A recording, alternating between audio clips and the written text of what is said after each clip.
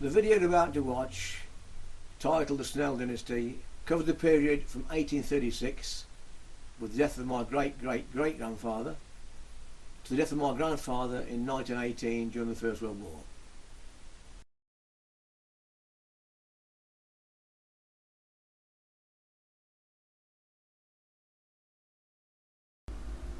Right, well, our first visit is to Ash Priors and Trinity Church.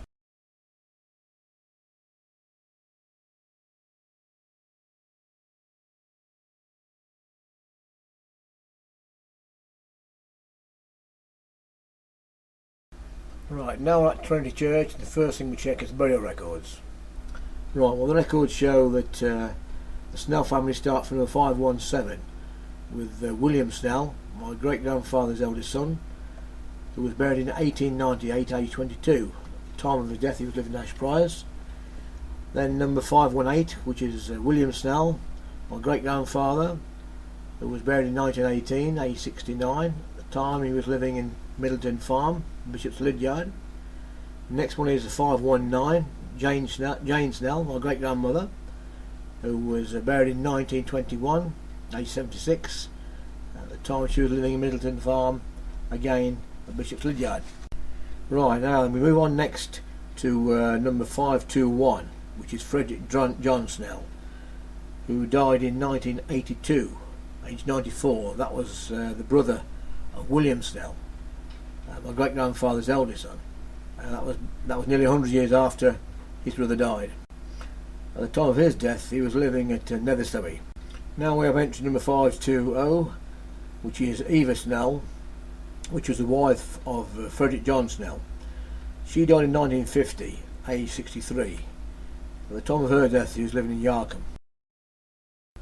Right, now we've checked the burial records, we can now move on to the visitors book and see what we can find there.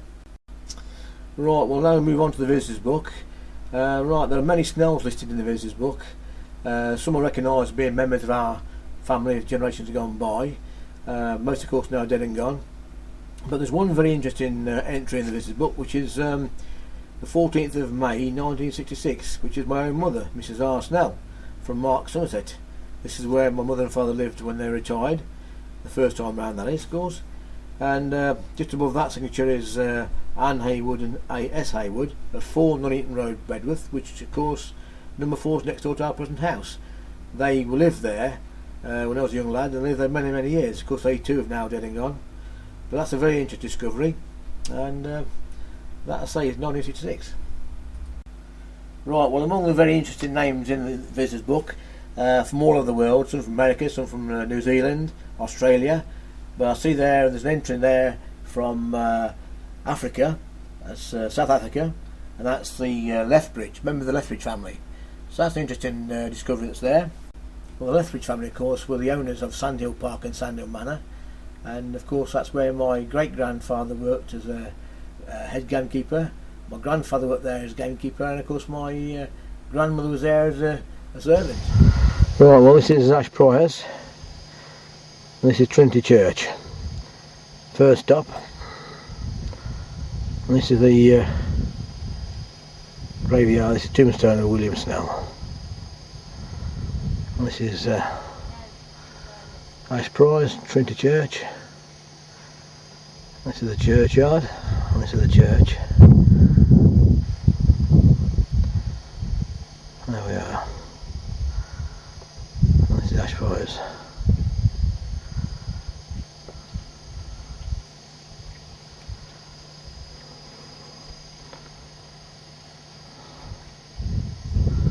Right, back again. There we are. And this was found by Alec. He first one to find these stones with the names on. Right, well, this is the church, St Trinity. What? Never. What year? 56. You sure you haven't been here before? One never knows. What's the address? Yeah. Apparently just found this R.M. Snell, which is strange, in the visitor book in 1956 now. That wasn't me, so go and find out who it was.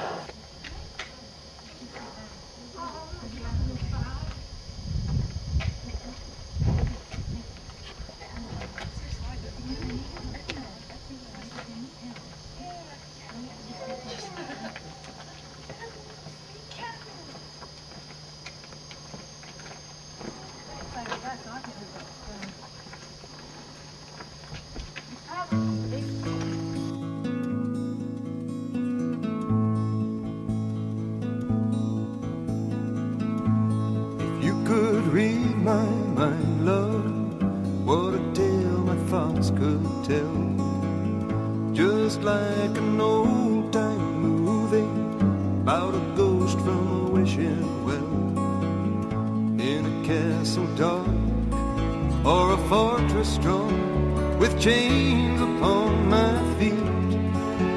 You know that ghost is me, and I will never be set free as long as I'm a ghost you can't see. If I could read your mind, love, what a tale your thoughts could tell, just like a paperback novel, the kind the drugstore sells. When you reach the part where the heartaches come, the hero would be me. The heroes often fail, and you won't read that book again because the ending's just too hard to take.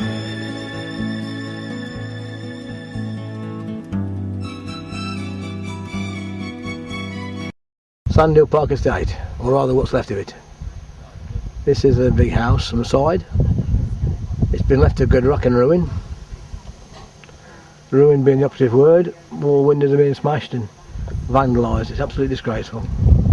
This is a side view. It's supposed to be a fire museum, but no longer used, it's derelict. I'm walking down to the front of the house. There's David in front. This is the front here. It's the big pillows there. The entrance to the house. Just going to rock and ruin. Another year or two, totally ruins. Windows all boarded up. Tragic really this is. Front entrance. Only beautiful, or was.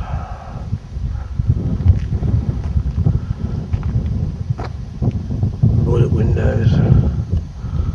Once a great stately home.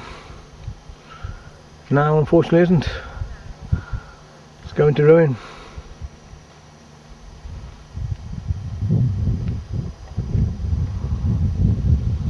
Oh, it's just crumbling away. Well, this is the view from the other side of the house.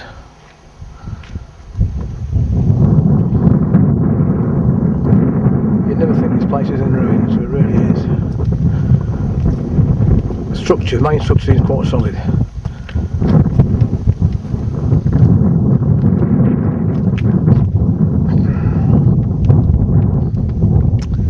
That's it. And this of course with the estate, Sandhill Park Estate. All the fields around. All once owned by the Lethbridge family, which our grandfather was a gamekeeper, killed in the First World War in 1918. And great grandfather was of course the head gamekeeper. Well, this is complete. Shut up place. Terrible condition really.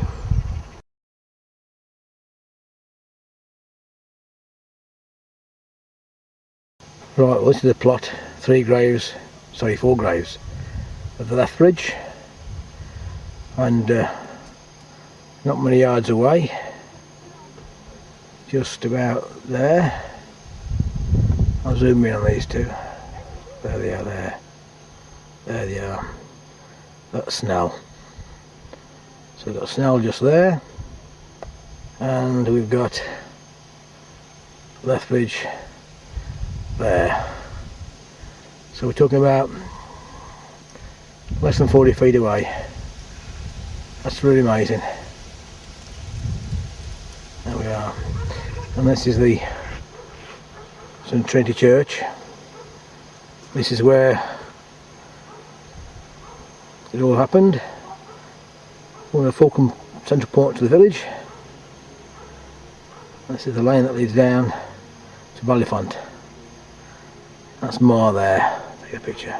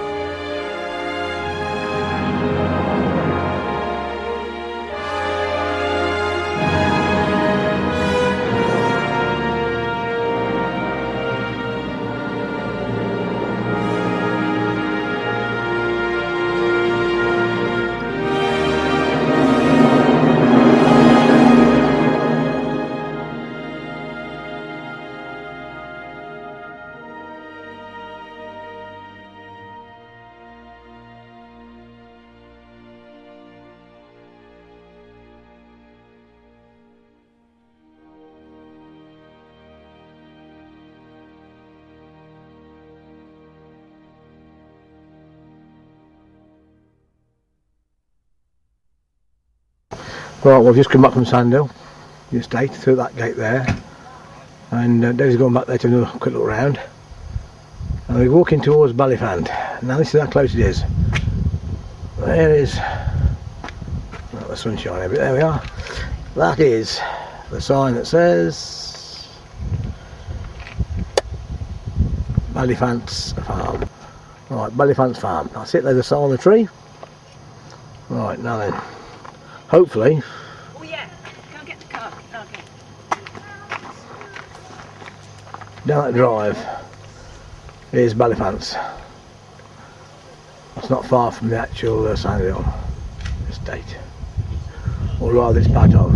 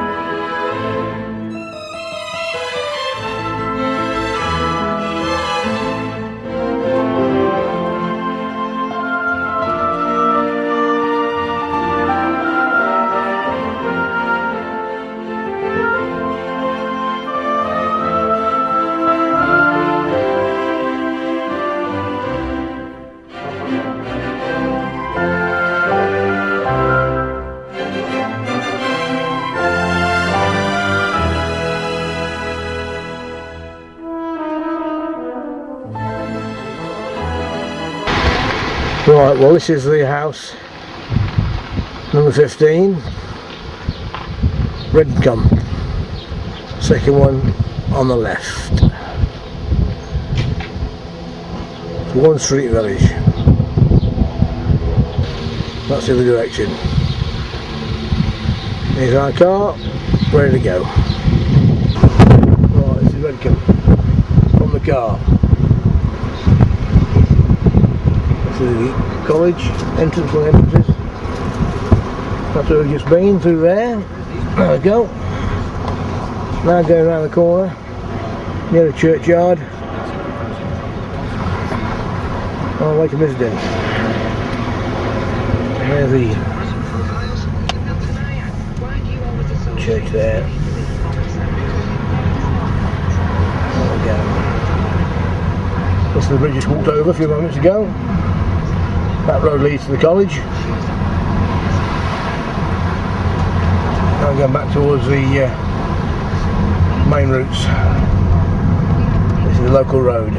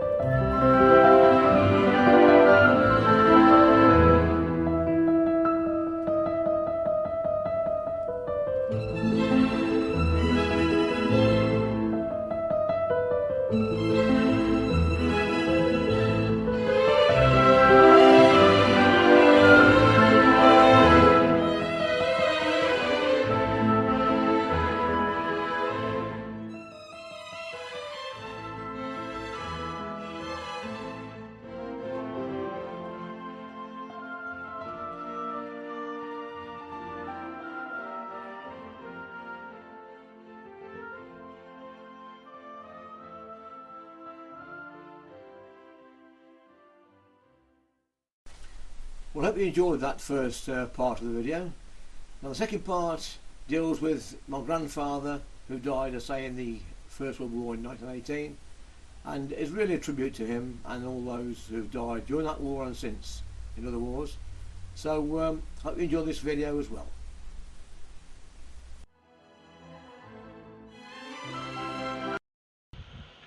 Right, this is Missedin. Church in Missedin. This is where my great-grandfather's, sorry, my grandfather, his memorial is to the First World War. It's the church, and if we go over the street, just to there is the war memorial, and just a look at your son. There we are, third from the bottom of the left hand side, Snell Arthur James. That's our grandfather. This is a memorial in the village of Missedin.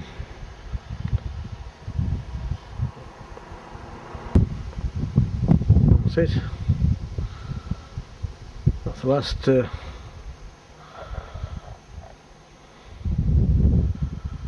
one more look at it again. There we are, third name from the bottom on the left hand side, Snell Arthur James. That's my grandfather. That's the memorial to the First World War. Soldiers lost their lives.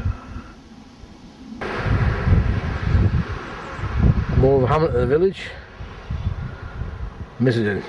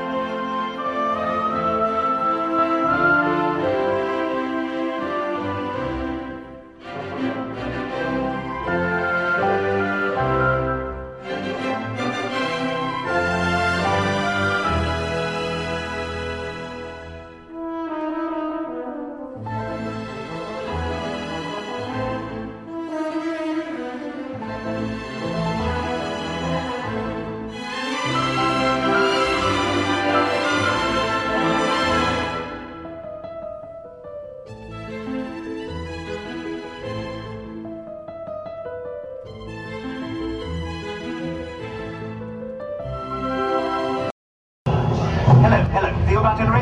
Yes. Captain Newman here. Now Captain Fraser. Fraser, Newman. Just to make sure we both understand, Brigade Operation Order number 26 for 7:15 p.m. Operation Order number 26. Yes. The point of entry will be K29 B1200. You'll lay down 10 minutes fire on the enemy's first and second lines from K29 B46 to K35 B32 with 18-pounders for 4-5 as far as the top of that. At 0 plus 10, all left to the second line, lay down the box barrel. Hello, Damn, are you there? Fraser, yes. Did you get that? Yes, okay. We're mounting a raid into enemy trenches to bring back prisoners, but our troops will be cut to pieces in no man's land unless we can keep the Huns in, sir. Hello, you there? Now, what is this yeah, that tea, Daniel. I think the one's what's that to go? Lunch cool. It's under trench on here for next smoke. Where you from, man? Wigan cool. Wigan, eh? Aye. Round rugby league team. What a best of all war. Aye, go we'll be again. Dan, we'll be back to see him with Lee, won't we, lad? Hope you'll come. So those keeps afterwards about us, right? Right, cool. We'll stay awake. Aye, cool. We're relying on you, lad. If the Jerry Ray gets into the trench, they'll do for a lot of us. I'll stay awake, cool. And listen up, the gas shell.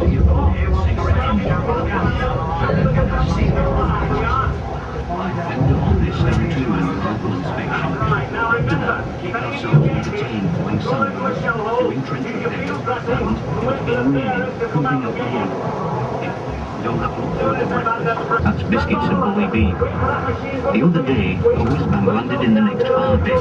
There were quite a few close mates of mine in there. Remember Freddie Thomas, the butcher's son, and little Charlie Haynes? Well, they're both dead. Fred Arkwright was one of the lucky ones. He just got some splinters in the arm. Like as not, he'll get a couple of cushy weeks back in Blighty. But so far, none of Fritz's shovels have had my name on them. So let's hope it stays that way and I get home someday in the pink. Now, this is Dear Dad, thanks for your last letter. You asked me to tell you what life in the trenches is really like. Well, very boring most of the time, except when us, or Fritz, gets the window. Then it gets a bit fine. We get what shut-eye we can during the day. There's not much to be enjoyed. Go over, so. As soon as you hear the whistle, Ramsden. Now, you're not clear about what we're going to do. That's it, Appleyard. Right. Prisoners is what they're looking for. The intelligence blokes will have a little chat with them. You know what, Appleyard? I have to find out what units we're facing in this sector side. That's right. Now remember, if any of you get hit, crawl into a shell hole, use your field dressing, and wait for the bearers to come out and get you. When will that be, Sarge? Soon as they've had their breakfast. All right, let's get in and out of there as quickly as we can. And don't miss the chance of chucking a couple of Mills bombs into their dugout. Right. To your left. Fix bayonets. Stand by the ladder. Wait for that machine gun to finish its sweep. Let's hope the artillery have blown a nice big hole in the wire for us.